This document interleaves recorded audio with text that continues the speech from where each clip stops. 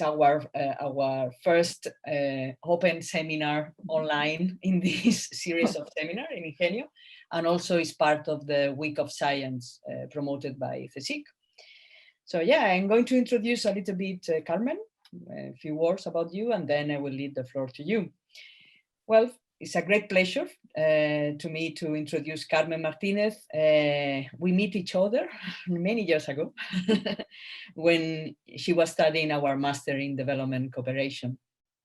And then, because we have this internship scheme, which is really good, I think so, we offer Carmen the possibility to go to South Africa to do her internship with Professor Melanie Walker, and you did it. And I think for you was a big change in your life. Now Carmen is a postdoc research fellow at Sarchi Chair in Higher Education and Human Development Research Program at the University of the Free State, working with many South African and Northern African scholars. And among them, well, I would like to mention you, Melanie. It's nice that you host Carmen, and then it's amazing all the kind of contribution and work together, no, you have developed. So it's very good to see you here, and also to see, you know, the richness of this partnership, and this contribution is really good. Okay, Carmen has several years experience working with participatory approaches, participatory methods, methodology, and research processes, both in the global north and the global south. And since 2018, she's the coordinator of the Participatory Methods thematic group at the Human Development and Capability Association. It's an association that both Melanie, me, and Carmen are part of it. And her research problematized many things, but among them, the intersection of decoloniality and social justice in the context of human development, and also using participatory methods. I think you are going to tell more about that. So thanks, Carmen, for your interest and disposition to offer a seminar to Ingenio. And I will leave the floor to you for about 30 minutes. So during Carmen's presentation, I will ask all of you to be mute, please. And you can make comments through the chat if you want, both in Spanish and English, so it's open. And then we will go back to this comment, and in the question and answer moment, also you can make comments to Carmen, and we will start our discussion together. So thanks, Carmen, again, and the floor is yours for the next 30 minutes.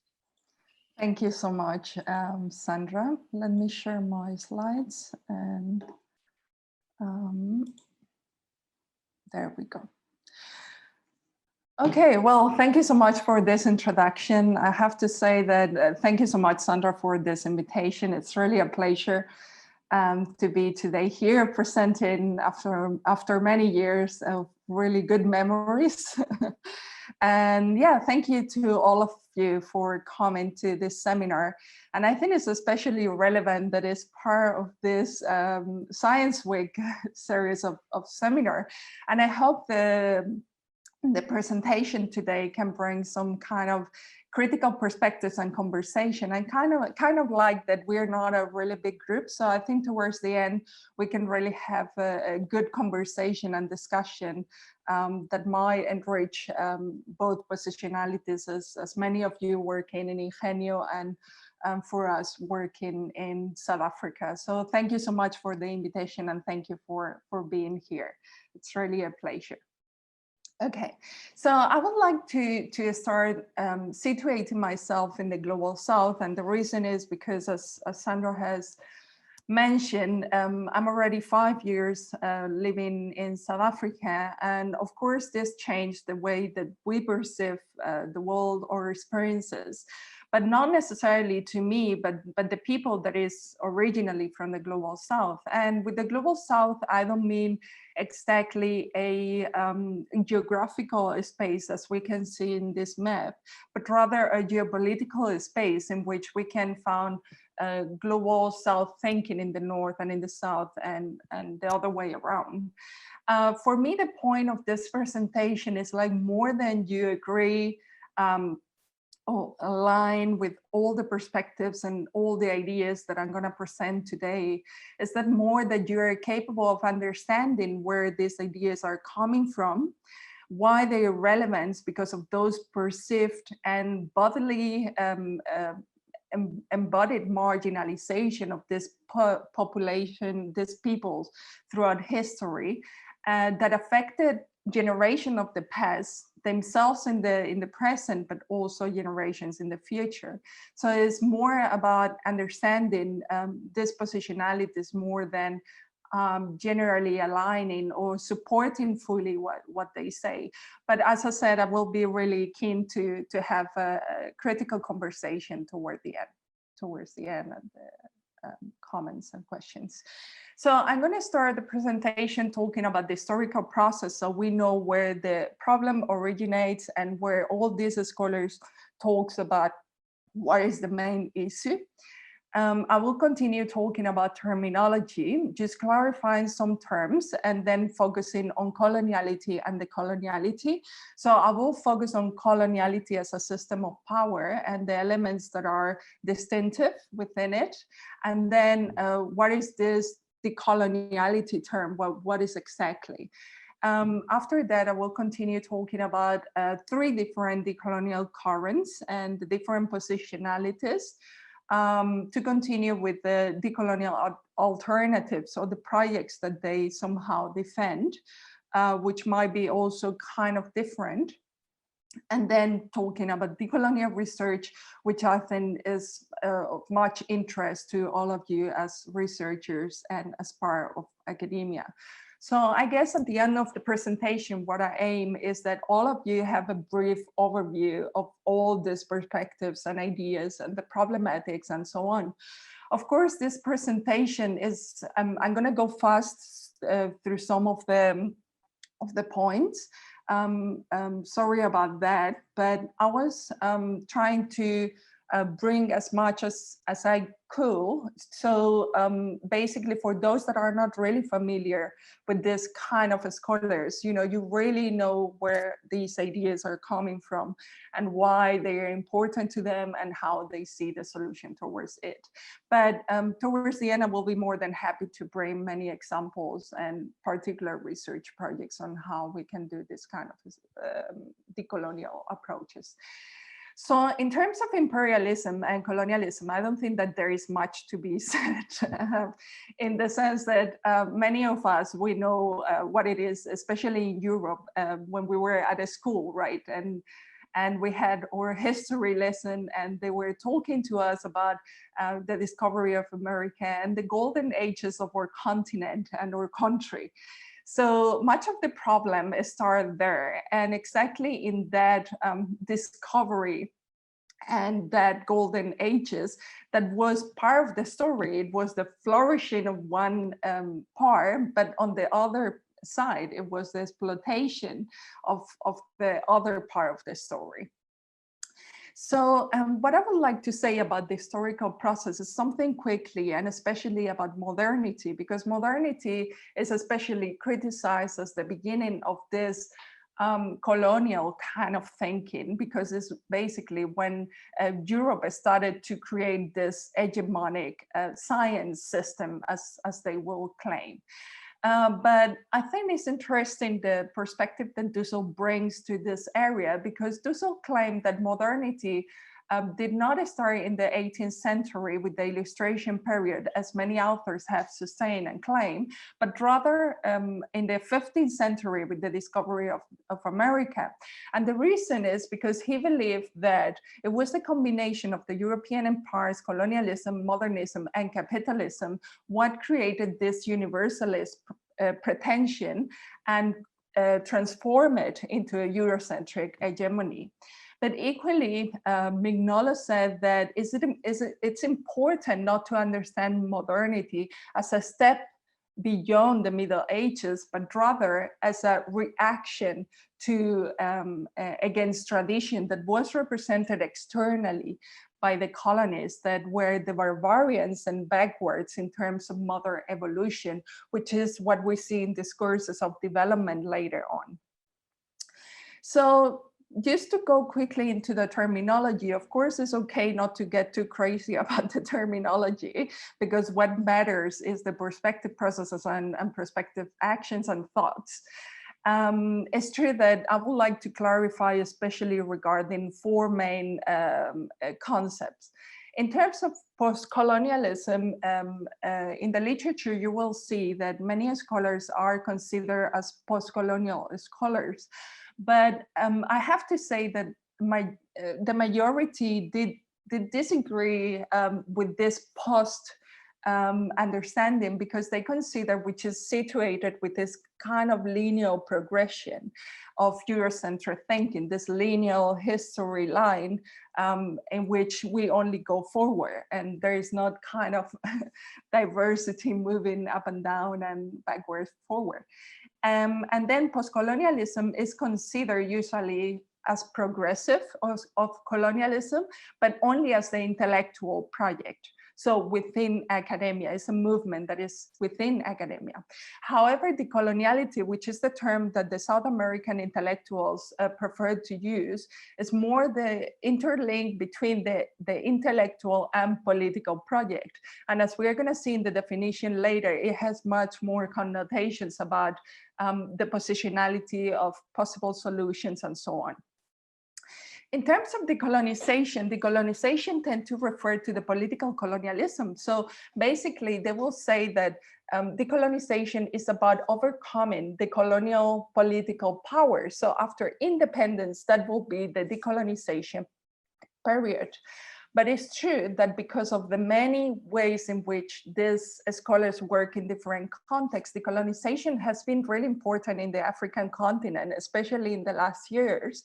And in the literature, you will see that decolonization and decoloniality are used as they mean exactly the same, which is this intellectual and political project. And then regarding postmodernism, I wanted to mention, because in some ways, some people think that post-colonial or decolonial scholars are aligned with postmodernism, but the reality is that they are not, and they tend to criticize their position because they consider that, again, it's a progression of modernism because it's post, and it's still Eurocentric because it's this Eurocentric reason at the center of postmodernism. So the thing is that even if they find postmodernist scholars as kind of allies within the European tradition, they still criticize, and I think we need to make it distinctive. Okay, so now having that, so what is then coloniality if we go deep into it? So coloniality will be an ideological system. It is an ideological system that explains the long-standing patterns of power that resulted from European colonialism, including knowledge production and the establishment of social orders. It is the invisible power structure that sustained colonial relations of exploitation and domination long after the end of direct colonialism. So basically, it's like a matrix of power, and some of them call it, that persisted and is still in the actual moment, but it's coming from this exploitation and relations of domination throughout history. But now, if we zoom a bit more into coloniality, what is distinctive? What are the main characteristics of coloniality? And I'm going to highlight 5 of them.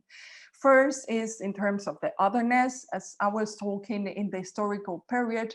Of course, you know, colonies were understood as these places inhabited by savages under irrational, unorganized, and unhuman world, just opposite, as Mignolo was saying, to the modern world that developed in Europe. So they somehow established this threshold of what is being a human and not being a human. So they basically understood the other as non-being son, as not being human. So it is well known in the literature that they will say that the the colonizers will be able to kill without committing a crime, because basically they will mark this differentiation between what is human, that will be the mother, and what is not human, that will be that otherness that is highly connected to nature, right?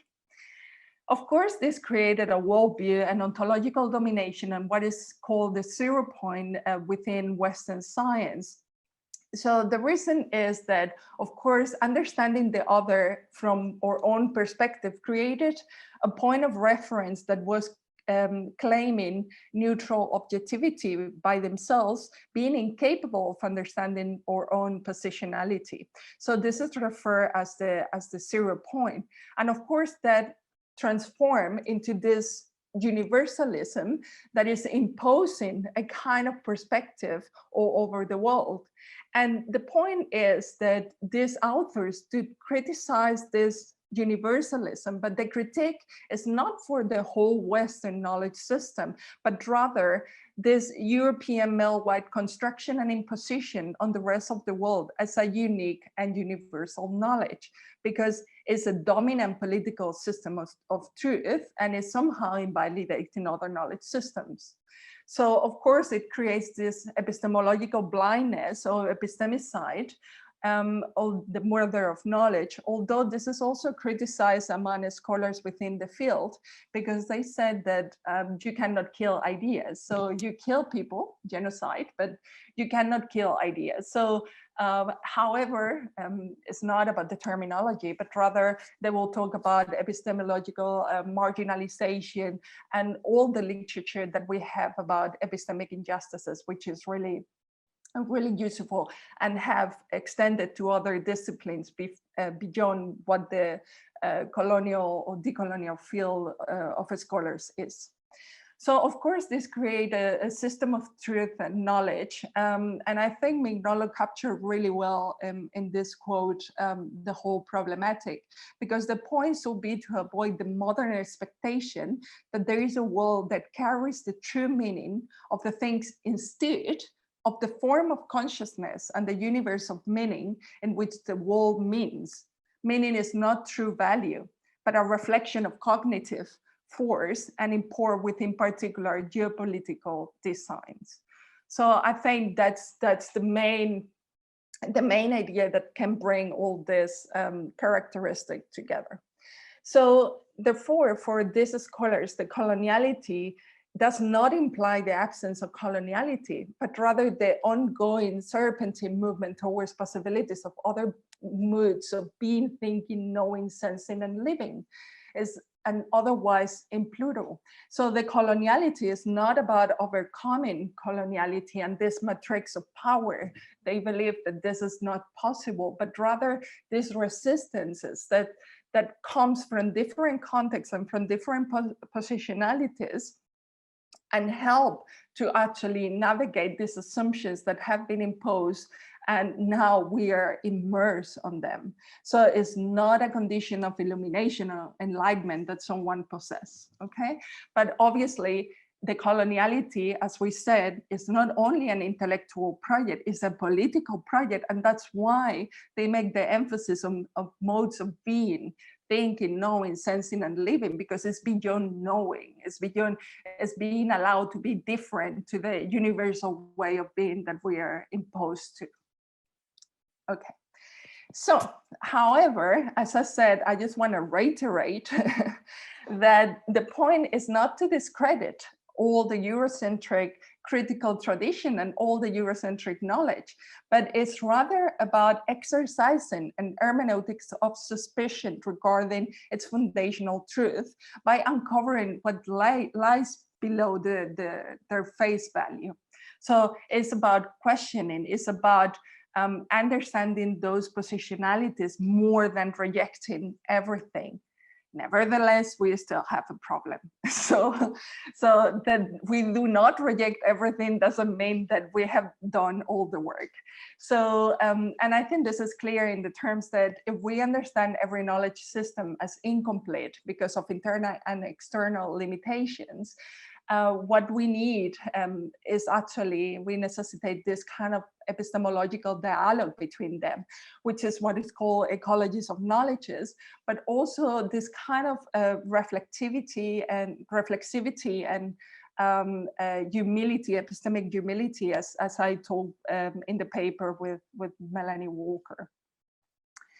So in terms of classification, and the Lobogatunik classifies 16 decolonial traditions, which I think is kind of interesting to have a broad perspective of different traditions around the world.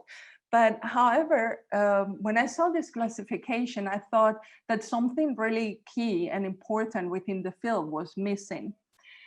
The point is that, as we were telling, decoloniality is more about being exposed to these different kind of oppressions and creating this kind of alternatives that comes from those oppressions as an option of being considered a human being, but also being considered to be a knower in terms of epistemic systems. So that's why for this presentation, I have classified 3 different currents: the Latin American current, the African current, and the global North current. I think they are specifically particular because of the different processes of colonialism that they had, and the main points that affected their population, which are slightly different. I'm sorry I didn't include an Asian, and of course I'm not really familiar with that one, so I prefer to leave it aside and talk about the ones that I know the most. But it's true that we cannot take them as homogeneous. They are rather really plural and really diverse. So we will see how each author, although there are some lines, as we have seen in terms of decoloniality and decolonization, there is some focus of attention that comes from those sense of bodily oppression that are felt by different contexts and by different historical processes and moments in these individuals. So the list is, of course, there are many more authors that we can include in each of the currents, and I organized them by the country of origin where they were born, but that doesn't mean that they are still there. So some of them has moved to in the Latin American, I think mostly to US, in the African, US and UK, I think, and we will see later the global North. So unfortunately, I'm not going to have time to go into each of one. I think what is important is to think that, yeah, although there are some commonalities, there are some also distinctions, and they bring to the debates different perspective from different kind of fields as well. But I think what is relevant, as I said, is that each movement has some kind of identity, if we want to call it like that, because we see the American current is mostly around autonomy and self-determination and the importance of territory. So that doesn't mean that we don't found this in the other groups, because obviously nowadays we have a really global higher education system, and the knowledge exchange is like really fast. And of course, nowadays they all work with each other's work. But it's true that the Latin American current is, first of all, had the decolonization, the political decolonization of the territory much earlier than Africa. And basically, it's more centered about indigenous communities, indigenous autonomy and self-determination. And we see that today in the flourishment of different alternative systems that are actually alternatives to the hegemonic society, which is imposed in Latin America generally, as the Zapatistas, for instance. In the African current, we see that everything is around the slave trade and about Black consciousness. So the discourse is about recognition, dignity, and humanity. And again, when we see this kind of characteristics in the Latin American current, is mostly from descendants from slave families, when they talk about Black existentialism within the Latin American current. So I think it's kind of particular in that case, because it's about that kind of more recognition because of the different colonial processes that they have. Obviously, with the slave trade, people was dislocated and they were basically taken from their cultures, that's their language, and so on. So it's about being human more than this autonomy and self-determination that, again, although we can found it, is slightly different. Yeah, so in terms of Africa, of course, South Africa is not the best country to represent the African continent, but I think it's a really interesting example for that recognition, dignity, and humanity, because during apartheid, what we see, it was that obligation of division. And it's exactly this what made the aspiration of belonging and not necessarily having a parallel or a different political project, as we found in Latin American examples. So it's always about joining, belonging, and being recognized as a fully human being within the hegemonic system. But again, this is much more complicated at the moment, and Africa is a really diverse continent. And in the global north, what we find is actually the embodied other just dislocated. So just in the global north. So what we see is like many of them were Black descendants from slaves, and they were also part of other families and indigenous communities that live in the global north. So basically they embodied the discrimination, but just in another context. Instead of in the global south, they were just placed in the global north. But however, this oppression was not going away.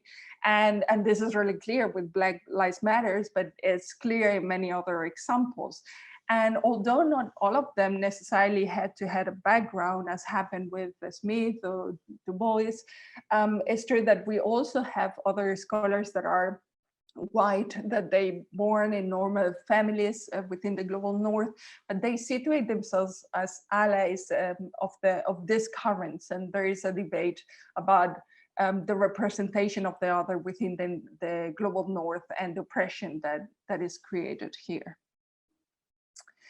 So in terms of the colonial alternatives as projects, we can see that I classify here 5, and the 3 first are fairly similar, because we see the pluriverse from a universe, the border thinking, and the sociology of the census and emergencies. And basically 3 of them are coming from this really clear definition about pluralization. So of course, in the pluriverse, it's about a world where many worlds fit. So again, it's not only an intellectual project, but rather a political project in which we can generate knowledge and be in other ways otherwise. The border thinking is always about thinking on the other side of the epistemic line, thinking in other terms, being in other terms. And the sociology of the census and emergences by De Sousa Santos is basically about allowing these emergences to fight the oppression, but also bringing in those silences, those things that have been historically forgotten in history and the way that we produce knowledge and make science.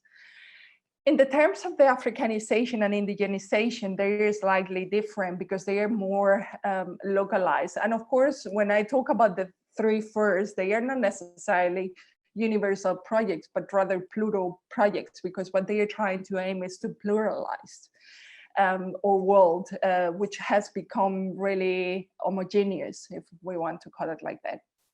So in the Africanization and indigenization, we have some perspectives that are a bit more radical. I don't deny that. But it's true that most of them, the positionality is rather central more than radical, because the point is about recentering, in the case of Africanization, African knowledges, African language, African culture. So it can actually be at the center rather than in the periphery of the societies in which this is supposed to be central. And in the terms of indigenization, it's exactly the same. It's about bringing indigenous knowledges, language, cultures to the center of these communities, and also challenge hegemonic societies that are oppressing them and take them to the margins of what is acceptable, and yeah, and so on. So as we see, they have many points in common. So the thing is, like, obviously some comes from one space, other from others, but at the end, the message is exactly the same, like respecting the different resistances that comes from bodily oppression of this hegemonic system, and help to build a more homogeneous world that is capable of understanding the plurality and the diversity that we all embody and bring to our existence from our different positionalities. So I would like to finish about decolonial research, and I like this quote from Kovac because it brings basically the core of the problem, including participatory research and other feminist research and narrative research as well. So Kovac says, now as indigenous researchers, we need to move beyond this non-indigenous paradigms. At present, there is a desire to give voice to indigenous epistemologies within qualitative research. Yet, those who attempt to fit tribal epistemology into Western cultural conceptual rubrics are destined to feel the squirm. From my perspective, indigenous methodologies and qualitative research at best form an insider-outsider relationship, although most qualitative researchers intuitively understand the dynamics of this relationship. It is here that we encounter the messiness of the work. The tension of the insider-outsider dynamic will persist until indigenous research frameworks have methodological space within academic research dialogue, policy, and practice. So basically what the author is bringing here is like this kind of incongruences and this kind of tensions that we have as qualitative researchers, many of us, but also as researchers working in institutions. And I think the point is not only a methodological point, and I think that's clear at the end of the paragraph, because it's also about our institutions and how our institutions shaped the work that we do and how we work regarding research, how we produce, how for instance, you know, like paper production policies or funding agencies and so on. So there is a part, of course, that is methodologically important, but there is also a political and policy and practice problem that also build all this problematic, because even if we see that the aim is not decolonizing, we are not going to decolonize research. We see that qualitative research help us to situate us in the right path. That doesn't mean that we don't experience challenges within that qualitative path, and exactly that we are sometimes pressured to go towards one direction instead of continue challenging things within qualitative research, as had happened with narrative research, storytelling kind of research used in indigenous research, or participatory research as well. Because in terms of the indigenous research practitioners, what they put at the center is the relationship, but that relationship goes contrary to many assumptions and many dynamics within the Western university. But again, within the qualitative research, we also experience some limitations in terms of who knowledge is, how we can really bring them as knowers and not necessarily instrumentalize as some other qualitative methods do.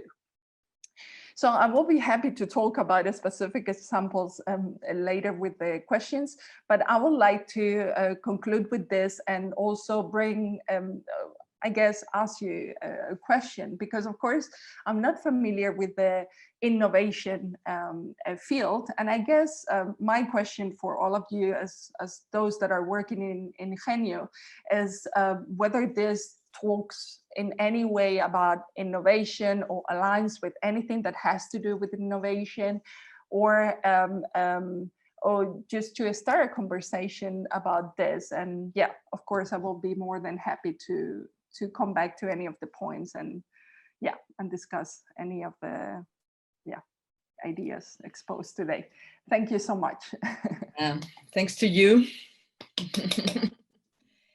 I think if you can delete the share, exactly, yeah, so we can see each other in the in the mosaic function of the Zoom. Yes, so let's open the question and answer moment. You can ask your question using the chat, or you can ask your question, just raise your hand or just say something. I don't know if you are familiar with Zoom, but you can raise your hand in the participant section, and then you have a section. I think you have well, I don't know. Now I'm not, well, anyway, we are not so many, so we can have an open conversation in both in Spanish and in English. No, I think Carmen will be keen to answer in both languages. So in the chat, there is a question from Richard about indigenous from Australia and New Zealand. I don't know, Richard, you want to say something about that to Carmen? You want to ask something to Carmen about that? Hello, Richard. Well, I don't know if he's there or not. We can. I can answer the okay, you want to comment because I think exactly, yeah, you were right. They won't agree with that. I think, sorry, maybe I expressed it in a way that it sounded like that. If you mean in terms of the categories of the global north, I put it in between brackets because, as I was explaining, is the embodied other. So global north and global south won't be geographical but geopolitical. So they mean it means exactly what you are telling, that indigenous groups in New Zealand or Pacific Island, they will be the global south, but situated within the geographical global north. So I agree with you 100% on that. Nice. More comments, questions? If you are there, it's nice if you can open your camera so we can see each other, yeah, and have a more interactive conversation even with these virtual environments. So other comments, disagreements, agreements, more further explanations? No? Well, I can start asking something. Yeah. Sandra, yo quisiera hacer un comentario. Bueno, muy bien. Adelante, Gabriela. Qué gusto, Carmen, escucharte. Yo vengo de Ecuador. Académicamente, digamos que la corriente en Ecuador del decolonialismo es muy fuerte.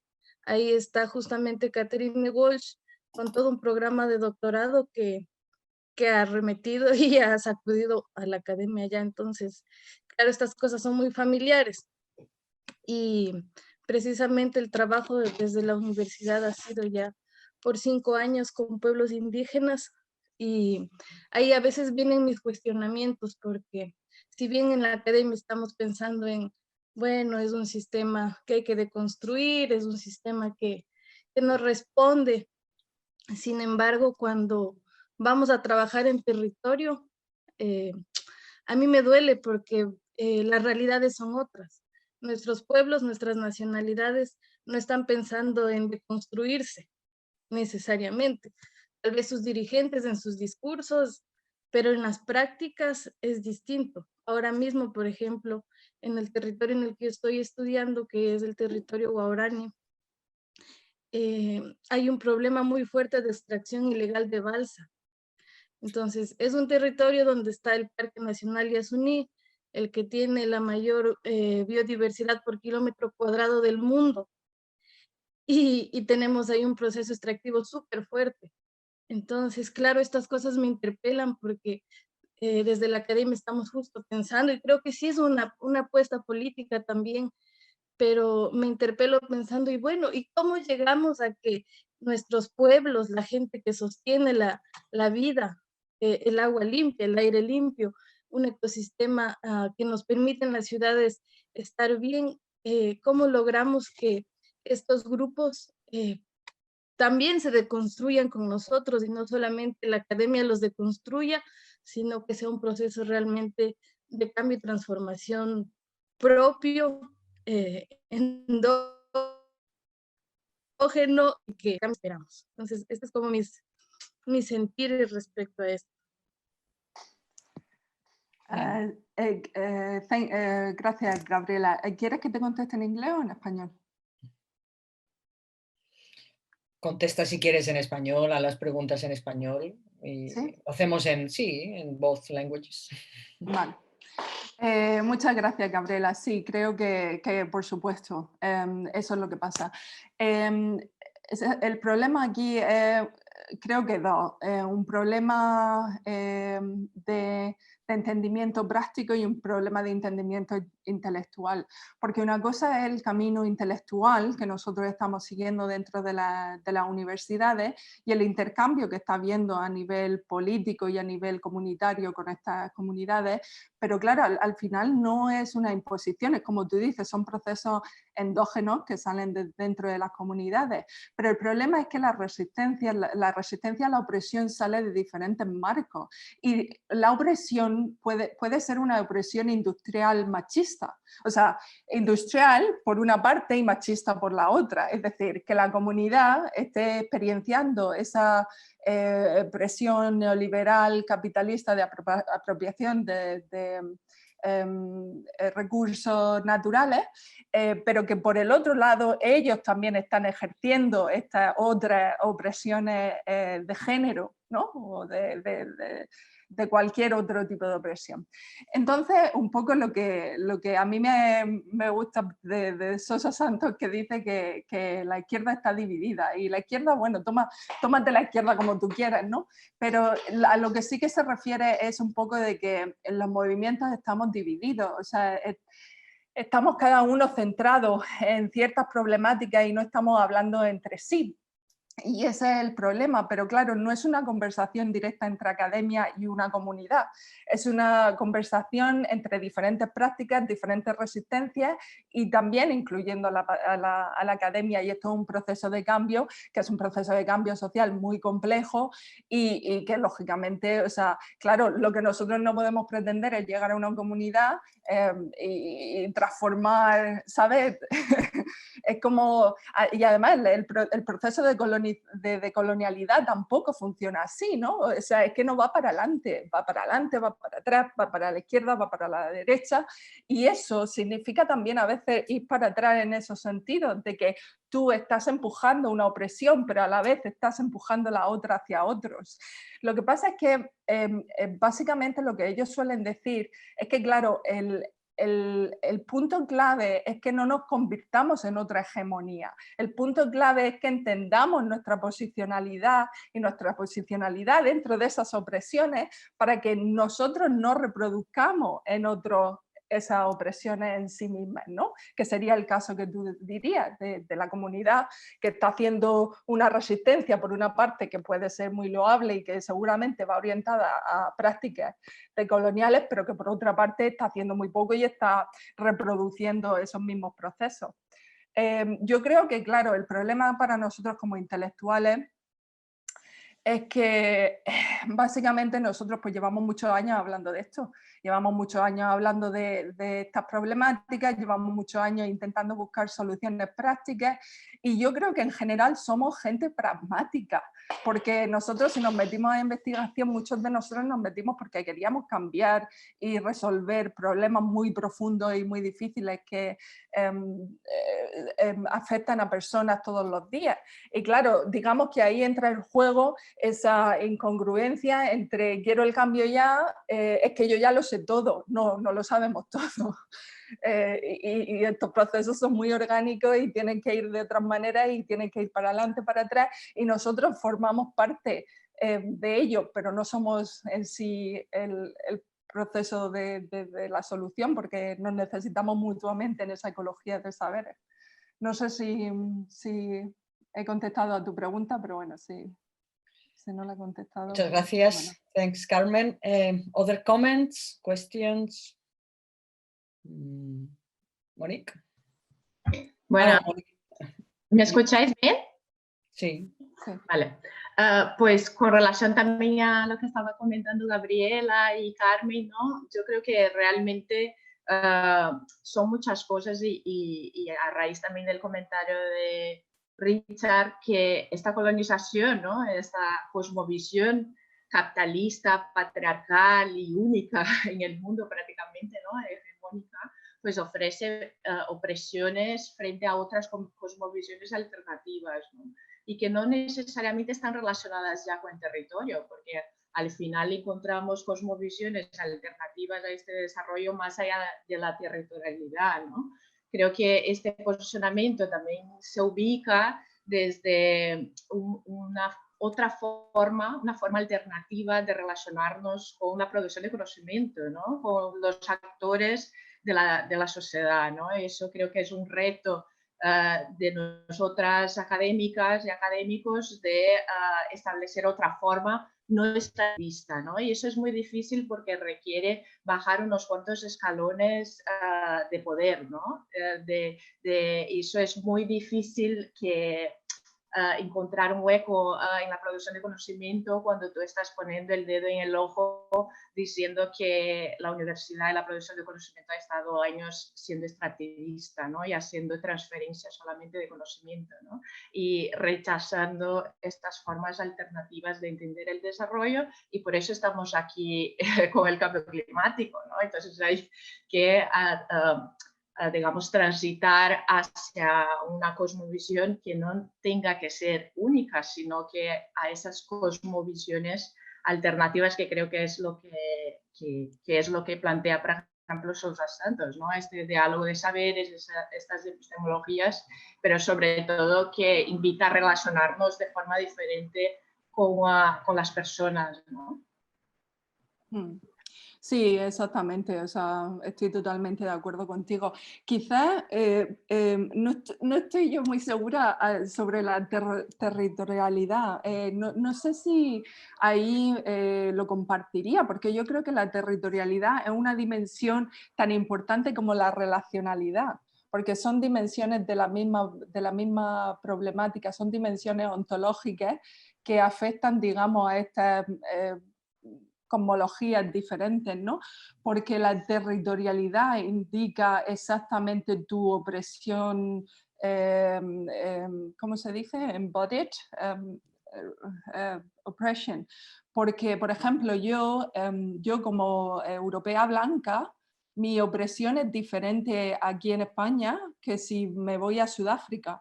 Entonces el contexto, la territorialidad creo que de hecho es tan importante como la relacionalidad, porque el territorio y la relación con el otro lo que hace que yo me sitúe en un eje de sí, yo poder.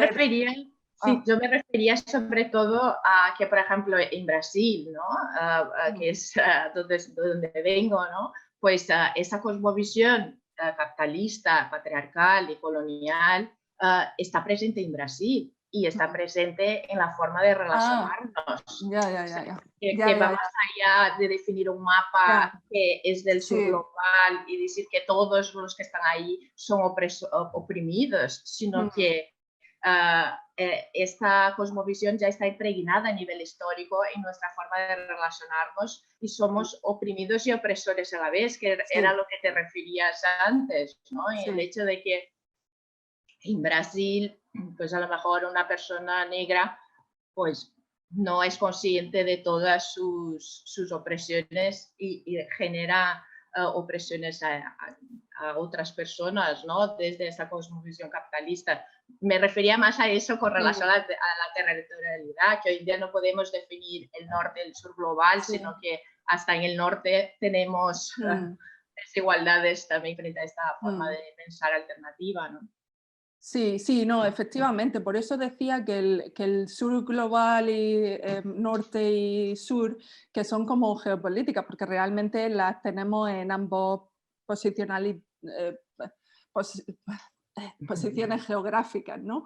Sí. Que más son posiciones cosmológicas que las lleva la gente dentro de sí y que se sitúan. A ver, lógicamente estamos hablando de una hegemonía, entonces como es una hegemonía, la opresión de género, la opresión del mercado laboral, la opresión de ciertas opresiones civilizatorias son muy parecidas, pero yo no diría que son iguales. Porque es que realmente, o sea, yo creo que ahí es donde realmente tenemos que hacer el ejercicio, porque sí que tenemos un problema global de género, pero ese problema global de género, aunque tiene unas características, digamos, comunes, exactamente, se expresan de diferentes formas y por eso las reacciones a la opresión son diferentes en diferentes contextos, porque en África va a ser siempre mucho más importante hablar de blackness, consciousness, que de género, aunque ahora en el continente se están empezando a unir. Ahora ya están unidas y están empezando a hablar de black feminism y los diferentes feminismos, porque no es lo mismo ser una mujer negra en Camerún, donde tiene una marginalización como mujer musulmana, que ser negra en una sociedad como la sudafricana, que es muy europea dentro de unos cánones normales. Entonces yo creo que sí, que estoy totalmente de acuerdo contigo, pero sí que hay también una diversidad dentro de la hegemonía y por eso las respuestas diferentes a todos esos procesos complejos de opresión. Pero sí, muchas gracias, sí.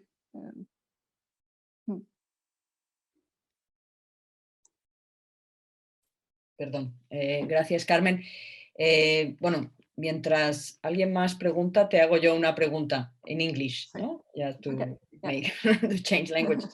You mentioned the idea or the concept of epistemic humility, and that is something you have developed together with Melanie. I don't think Melanie is still here, but do you want to expand a little bit this idea of epistemic humility? And then also, I'm interested not only in the concept, which is fine, but also in the practice. So what does it mean to practice this epistemic humility at the end when you are engaged in a research process or something like that? Well, if you mean what is practicing, probably you are the perfect example. In terms of, and I guess the master, as far as I know, is as well. Because when we're talking about epistemic humility, we're not talking about, you know, a really abstract idea. We're actually talking about those daily practices that and the daily being within academia and with other students and with other contexts and so on.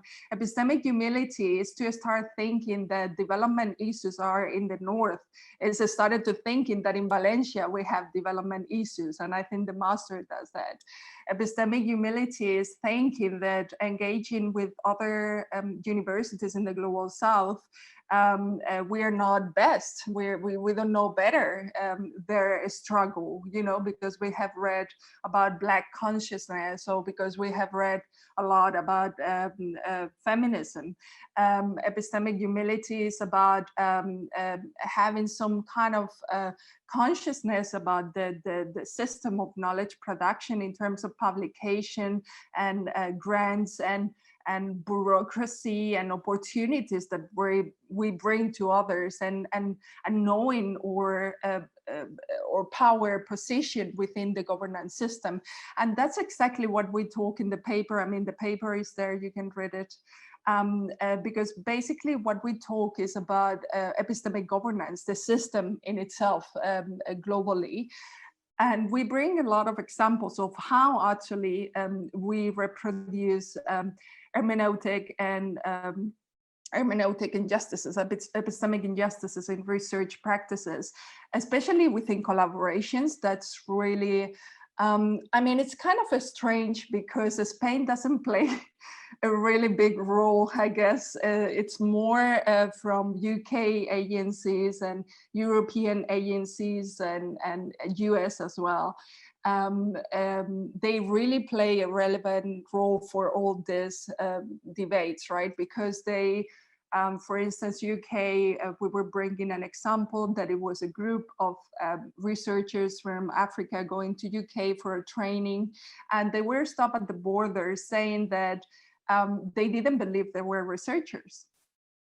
So the UK is trying to help, you know, to build capacity and to build, you know, research centers in Africa. And then all researchers go to the border of UK and, well, we don't believe you're a researcher. So the thing is, like, this is about otherness, and this is about believing where you are positioned as a knower and in the global system of epistemic governance, and that is a institutional and an agentic issue. Okay, so an epistemic humility has to be seen in both an institutional and individual action. Because of course we have the institutional problem, but the funny thing is, like, look at this. Even if you look at Ubuntu doesn't differentiate between institution and individual. So if you change as an individual, you are changing the institution, and the other way around. I'm making the difference because obviously we did it in the paper, but we also highlighted in the paper that what we mean is both, an integration of both. And of course, those that are positioned in the highest positions of the power structure are those that need to exercise that epistemic humility more. I don't know how to explain the European Research Council, the grants that they give it as 70% has to be expended in Europe. I mean, but they are looking for collaborations. They want Africa to participate, they want Latin America to participate, and they want to be plural and so on. But you cannot get the grant if you're not working 50% of your time in a European institution. And I'm sorry, because I just watched a webinar this week, and the South African person was telling, like, about the brain drain of Africa because of all these kind of processes, because obviously in Europe you have much more competitive salaries than we have in Africa and in other contexts. And basically the person from the European Research Council was saying, like, no, you know, we want to build capacity in Africa, and we want them to come back. How do you want them to come back to Cameroon, where they don't even have the instruments that you are offering them in European institutions, and the salaries and the conditions? And again, it's a combination of many things, but this is just an example, because at the end, our research and our work is really intersected by economy, and what economy means to situate ourselves in the matrix of power. But yeah, for me, in terms of talking more like individually and us as researchers, I guess epistemic humility is about that. It's about believing that because you got an education in this or that prestigious institution, you might not know more. You might know more about reading this book or having this really important scholar, but the others might have really significant experiences of oppression that they can make sense of themselves in different ways and more complex ways. And that's not related to intellectual capacity or to knowledge in itself, although some people might think it is related. So epistemic humility is about doing all that kind of things that we can do on a daily basis, collaborating with less privileged areas, not looking for the issue outside ourselves, but looking to ourselves as part of the issue, which I think is much of the problem. Thanks for your explanation. I think we have time for 2 or 3 comments more. Diana, you want to make a comment or a question? Both Yes, Spanish or English, it's up to you. Hi, Carmen. Really good presentation. I'm not coming from that area of study, so I learned a lot with your presentation. So thank you. At the end, you had a question about the relationship with innovation, and then I was thinking that, like in transitions, when you think about the effects that some transition, like for example, the Industrial Revolution has had in terms of effects, like now the climate change and all the inequality, that is called like externalities or failures in economics terms. So when you talk about the coloniality as a political project as well, have you thought in the, well, you or the area, the discipline, thought about the externalities of having this political project? And I'm thinking about political projects that are already happening, like in Bolivia, for example, or some movements within Ecuador as well. How do you see that effect of this kind of new policy? Is it desirable to change our political system towards a decolonialization project? Yeah, I'm not sure I'm getting exactly about the term externality. Just correct me if I didn't get the point well. But basically, you're asking me, like, is it part of the decolonial project a change within the hegemonic system, or? No, it's more like if you have a colonial political project. Have you thought about the not only the good effects, but also the potential side effects that it could have? Yeah. Like to going abroad, like the romantic sense of having a decolonial world is better, you know? Yeah. Oh, thank you. Yeah, I think now I get it. Thank you so much for the question. I think it's a really good one. Yeah, the thing is, like, in terms of the political project, of course not. And the reason is because, as I was telling, the point is not to change one hegemonic system for another. It's not about changing, exchanging, because that's what had been happening through different civilizations. Civilization had become really powerful, that they overcome others, right? And they situate themselves as somehow hegemonic in certain areas around the world. And we found that this last one has been really globally, almost, although there are some differences across. But the point is not changing one political project for another. What they actually are trying to say is, like, perhaps we don't need one political project, but political projects that help societies to flourish in different ways, but that there's some commonalities, not necessarily the same, but points of connection, right? Because they are thought to be different. They don't need to be exactly the same, even if we're connected. And regarding the what was the other comment about? About the idyllic and the sore faults and the issues that can arise from there. The point is that if the coloniality is not arriving to that idyllic point, then we're okay with failure. So and failure in a kind of interesting way, right? Because it's not about failing, it's about changing, and changing is messy, and we are situated in a non-idyllic world. So the thing is, like, when we assume that it's impossible to aspire to any ideal, because ideal are also hegemonic in a way. So when we don't need one ideal, when we need many ideals, we don't need to achieve one or another, we need to get close to some of them, and then again find those points of commonality, and that implies that we're going to do things bad.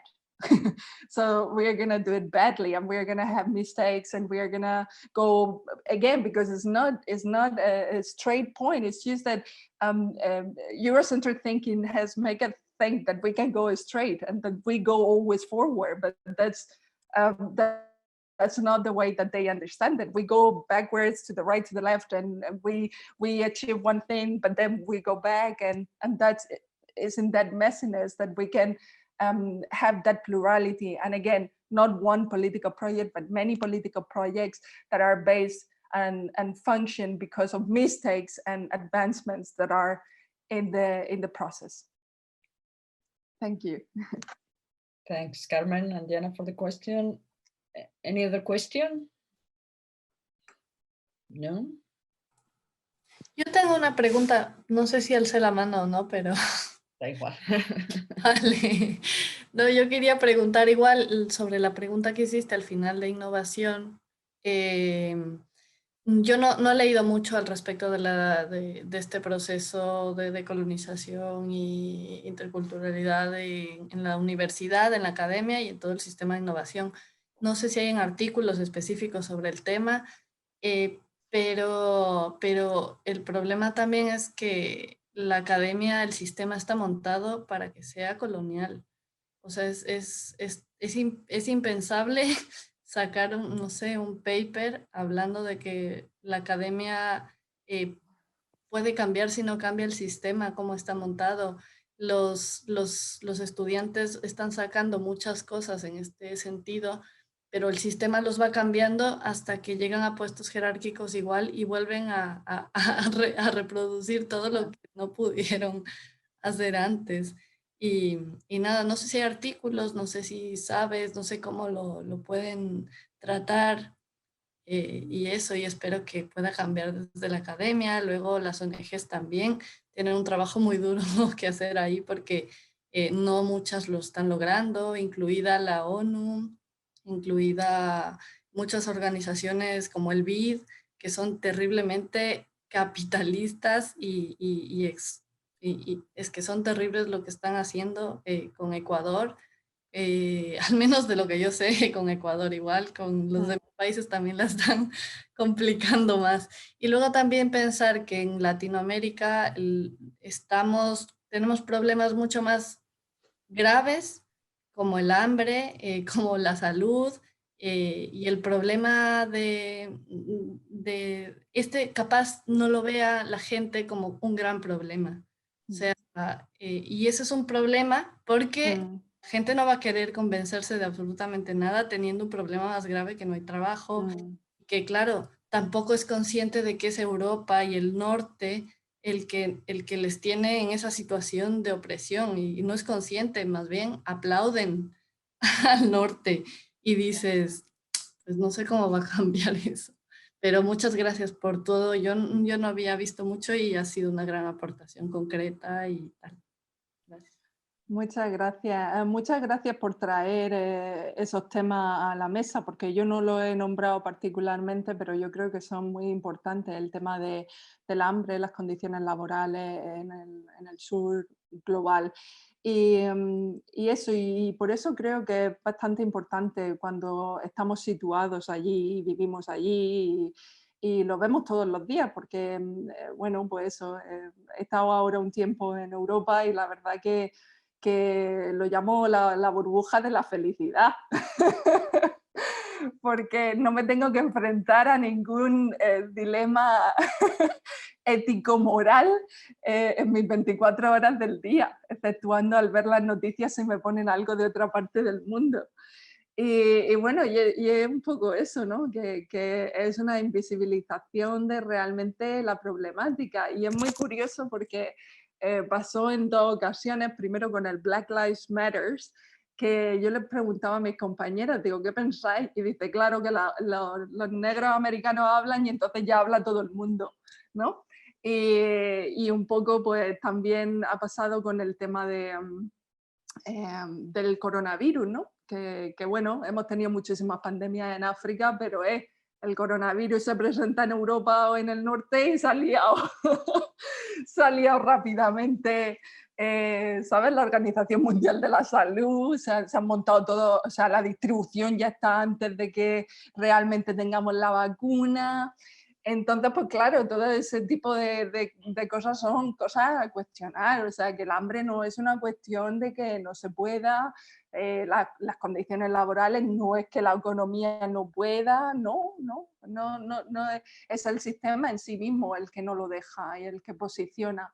Pero respectuando a lo que tú decías de las publicaciones y de que, bueno, porque claro, hay un proceso de asimilación, ¿no? Dentro de la academia tú llegas como estudiante con muchos ideales, pero claro, como estudiante tampoco tienes una voz poderosa, ¿no? para decir ciertas cosas y mayoritariamente te marginalizan si llegas con posiciones muy radicales. También te digo, yo creo que respecto a lo que decía Sandra preguntando por lo de la humildad epistémica, creo que el punto está ahí, ¿no? Que el punto está de que si llegamos a la academia, que algunos de nosotros lo intentaremos, es cuestión de llegar menos reproductores, más que... Es que lo radical ya no lo podemos hacer, estamos dentro, formamos parte del juego, ¿no? Entonces nosotros lo que podemos hacer es alinearnos con esos que están fuera del juego y reproducir de la manera menor posible las lógicas que fueron impuestas para nosotros. Es decir, por ejemplo, que escribamos un paper con la comunidad que hemos estado trabajando y que pongamos todos los nombres de ellos. O sea, y otra vez, o sea, que son cosas muy simples, pero son cosas que, porque de repente alguien lee un paper y dice, 12 personas, pero esta gente son académicos, ¿sabes? Y están aquí publicando, o con estudiantes, o que, por ejemplo, alianzas dentro de catedráticos que tienen posiciones muy altas con estudiantes que tienen posiciones bajas, digamos, contradiciendo, ¿no? las jerarquías dentro de la universidad o contradiciendo la jerarquía entre la universidad y la población que hay fuera, no llegar diciendo pues eso, que yo lo sé todo, no lo sabemos todo, o sea, yo soy una persona humana, tengo mi posicionalidad, me equivoco tanto como cualquier otra persona y necesito escuchar a las personas y necesito entender dentro de sus territorios, dentro de sus perspectivas, dentro de su situación. También te digo que yo creo que eso también es una posicionalidad bastante personal, porque hay gente que dice, oye, yo me siento alineada con este proyecto intelectual, pero lo veo más efectivo desde una parte activista o lo veo más efectivo desde una parte más de irme a una comunidad y ponerme a vivir con ellos y defender mi soberanía sobre la tierra, el aire y el agua. O sea, entiendes que hay muchas posicionalidades y otra vez no hay unas que sean mejor que otras. Es simplemente que habrá posicionalidades más radicales en las que, bueno, te sitúa un poco fuera, el border thinking, fuera de ahí, y hay otras posicionalidades que dicen, bueno, yo creo que si me quedo puedo revertir ciertas cosas. Y realmente vemos que sí, que verdaderamente hay cosas en las que tenemos poder. Y como he comentado, yo conozco de primera mano el máster de cooperación y creo que es un ejemplo de cómo jerarquías se pueden invertir, cómo lógicas se pueden expandir. Luego ya la gente se queda con lo que puede y se alinea con un proyecto personal, profesional o personal. Pero sí que es verdad que eso, que depende de la persona y tampoco creo que haya que irse a una posición pesimista, porque yo entiendo que viviendo en el sur global a veces dices, joder, ¿sabes? Que tengo que ver gente muriéndose de hambre todos los días y estoy yo aquí despacito dentro del sistema beneficiándome y, ¿sabes? Y estando cómodamente, recibiendo mi salario, etcétera. Pero claro, si yo no recibo ese salario, yo tampoco tengo potencial para hacer otras cosas, ¿no? Entonces, un poco es vivir con esa incongruencia, pero que en cierta medida tenga sentido dentro de tu proyecto personal y de cómo tú abarcarías. Y otra vez, para mí no hay posición correcta o incorrecta, hay diferentes posiciones que ejercen fuerza para expandir los bordes desde distintas posicionalidades. Pero gracias por el comentario. Muy bien, bueno, gracias Carmen. No more comments, questions, so it's okay. Well, maybe you can share your slides with us or send them to me, and if someone is interested in having the slides, and also the reference of the paper on epistemic humility. Okay, I will include it in the reference list, so you have it as well there. Okay. Yeah. Bueno, thanks, Carmen. Gracias, Carmen. It's been a pleasure. And yeah, we have another open seminar. I don't have the details because I think Pedro is not here anymore and Carolina couldn't attend the seminar, but in any case, we will have another open seminar in 2 weeks or something like that, or 3 weeks. Okay, so, please send me the information. I will be happy to join the session. Thanks, Carmen, and thanks all of you. Muchas gracias por atender el seminario. Yeah, thank you so much. Thank you so much to all of you. Ciao. Bye.